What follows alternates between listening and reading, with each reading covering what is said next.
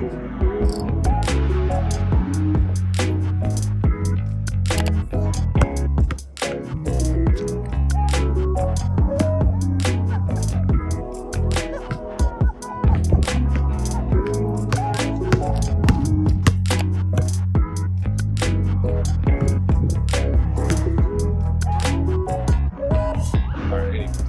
we're talking about this one right here, Apple Watch Series 8.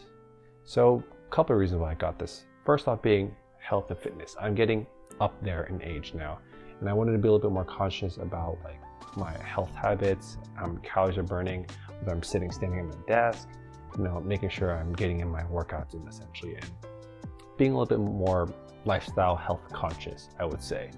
And that was my first priority picking this up, as well as, having a little one along the way. I think it's good to have a healthy heart. As my doctor always tells me, you should probably go for a run every so often.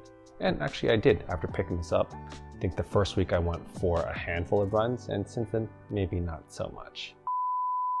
The first thing I debated heavily was the screen size. So here I have the 45mm watch. I wanted to get something larger, I think, and I thought 41 was a little bit small on my wrist, so I went with the 45 here, and I think it fits nicely. The primary reasons you're using this for is the display. It is really nice to look at, as notifications come through. It's got great brightness in the sunlight, but at 41, I don't think that would have made a difference really. With texting, it's really hard. Whenever I swipe to text on this, the send button and the back button are very close to each other, and I end up sending when I mean to type back on the backspace. So I don't think 41 versus 45 would have made a difference. I use Siri a lot to text because swiping on here is a no-go basically. Some drawbacks to this watch are actually with the screen itself is its brightness is very good in daylight. I have been in bright sunlight out in California where the sun's just beating down on me, and I'm still able to view any messages that come through pretty cleanly. Now, with that being said though, with a new baby and trying to rock the baby to sleep, the always on display and the lowest setting, it's still too bright for the room at times. It feels like a bright night light in the room, so it's not too handy if you have a baby and you're trying to rock them to sleep, and at the same time, I ended up actually turning always on display off, and it actually improves battery life. So we'll talk a little bit more about that later. And lastly, the watch faces are pretty fun. So I typically use this modular design. Portrait modes are pretty fun. I put portraits on there, kids, wife, my dog, rest in peace. It's fun messing with all these different watch faces, looking at all the different complications you can have on here too. So that's also pretty nice, getting it to customize whatever you want on your device too. So in my case, I put the active rings, the date, and then maybe some different time zones, as I have some family in Asia too. So that's always nice instead of doing the mathematics in my head. And then also with watchOS 10, you have pretty fun stuff like the Snoopy watch faces, and it's nice to have like a little animation on there. It's pretty cool. I'd say that's probably one of the best things to getting a larger display instead of getting a smaller display, is making use of those different watch faces, as well as especially if you're going deep with the details on picking some more infographic based watch faces. So a couple of great things about this and my daily use cases why I really enjoyed this watch so far.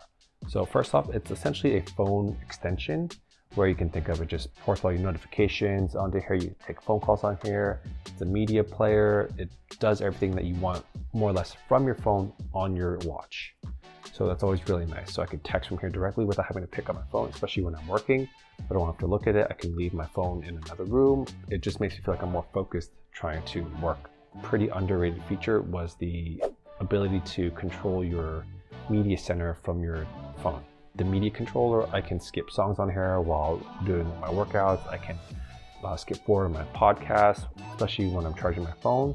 And some random like small things I think that are really nice quality of life things. It's the map's little haptic feedback as I'm driving and CarPlay's connected.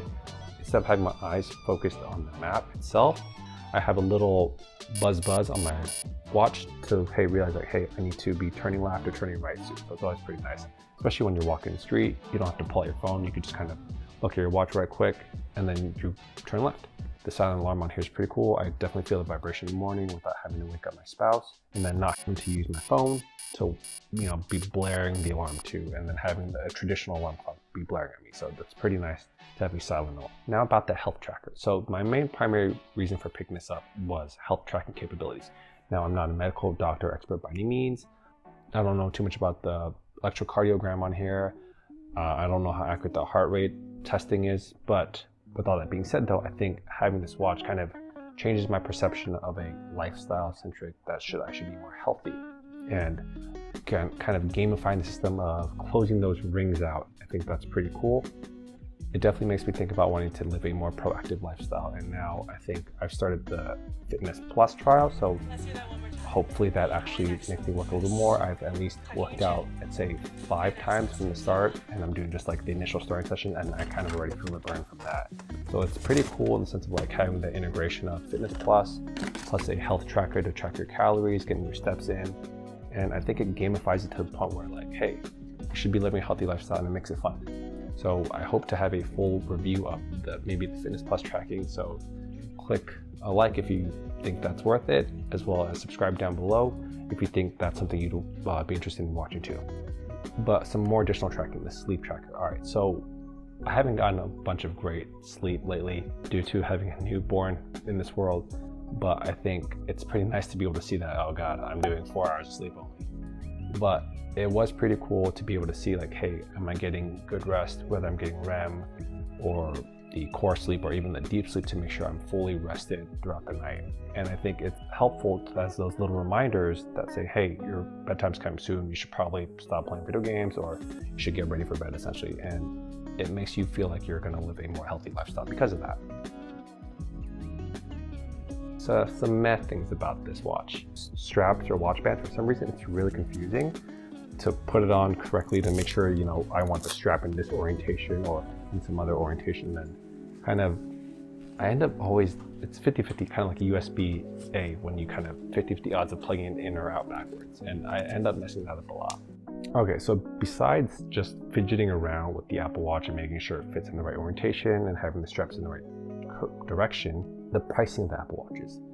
They're $49 starting from the Apple Store, and that's, I think, a pretty hefty tag for plastic, I guess you could say, and some of them are a little bit nicer with leather or even the metal ones, the Milanese loops. I might be butchering that name, or they're pricey. So I hit up Amazon. You can pick up some loop bands or straps that you want that are additionally, that look exactly the same as the ones at the Apple Store. So I don't know if they're the same quality, but again, I'm just trying to get your best buck for your value bargain. So links in the description down below if you're looking for cheaper straps, essentially. The last issue I have with this Apple Watch is the battery life. Now, I know 18 hours is great with always on display, but it doesn't feel long enough, right? Like, I feel like I have to always kind of connect it essentially every night almost, especially if I'm using it all day with sleep tracking, fitness tracking, using it as a media player controller. I mean, I do a bunch on this because I don't want to fidget with my phone and end up, you know, on social media and being distracted. So that's why I kind of use this as a phone extension. And because of that, I feel like I'm a pretty big watch power user, if that's even a thing. But 18 hours is not great. I know the Ultra does have a higher rated hours, but I'm not trying to fork over that money over there either. And even with always on display off, I still roughly get a little bit over 2 days, which is a lot better. But I would like to use always on display more frequently. And unfortunately, I can't, because I feel like I'm always kind of, my wrist is like essentially attached to the charger at all times. So that's my final gripe about it. So with that being said though, I think it's a cool piece of feature. It's a cool piece of tech to have. And this is my very first Apple Watch 8. I've definitely enjoyed the experiences of having one, but I don't think I would need it again. But it's pretty cool to have. Now, we'll see later down the line whether Fitness Plus and whether me changing my health eating habits or maybe sleeping more and better. We'll see later if it helps me in the end of the day. But until then, I'll catch you guys in the next one. Peace.